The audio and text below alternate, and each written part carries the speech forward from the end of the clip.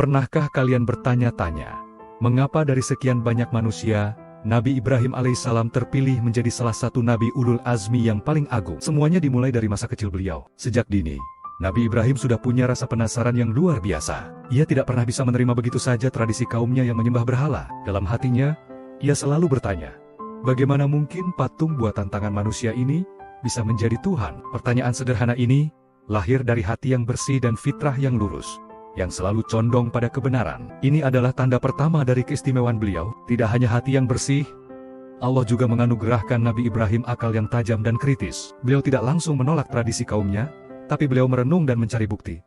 Beliau mengamati alam semesta. Awalnya, beliau melihat matahari yang begitu besar dan terang, lalu berpikir, inikah Tuhanku? Tapi saat matahari terbenam, ia sadar, Tuhan tidak mungkin hilang. Hal yang sama terjadi saat ia melihat bulan dan bintang.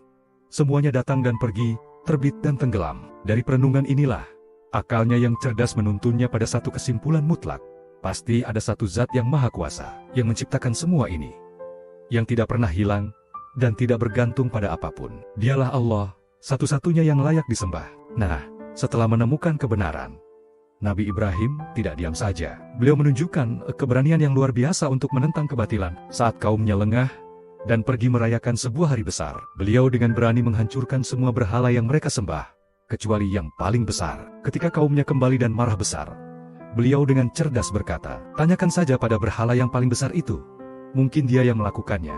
Kalau memang dia bisa bicara. Tentu saja, patung itu tidak bisa bicara. Momen ini membuktikan kepada kaumnya betapa rapuhnya keyakinan mereka. Keberanian inilah yang membedakan beliau dari yang lain. Puncak dari keimanannya teruji saat beliau harus menghadapi hukuman yang mengerikan. Karena keberaniannya, beliau dijatuhi hukuman dibakar hidup-hidup. Namun, dengan keteguhan iman yang tak tergoyahkan, beliau berserah diri sepenuhnya kepada Allah Subhanahu wa Ta'ala. Dan dengan kuasanya, Allah Subhanahu wa Ta'ala berfirman, wahai api, menjadi dinginlah, dan jadilah keselamatan bagi Ibrahim. Api itu sama sekali tidak menyakitinya. Kesabaran dan keyakinannya dalam ujian terberat ini menjadi bukti nyata betapa kuat imannya kepada Allah.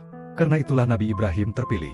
Bukan hanya karena kecerdasannya, tapi karena kombinasi hati yang suci, akal yang senantiasa mencari kebenaran, keberanian dalam menegakkan tauhid, dan keteguhan iman yang total dalam setiap ujian. Sebagaimana firman Allah dalam surah An-Nahl ayat 120.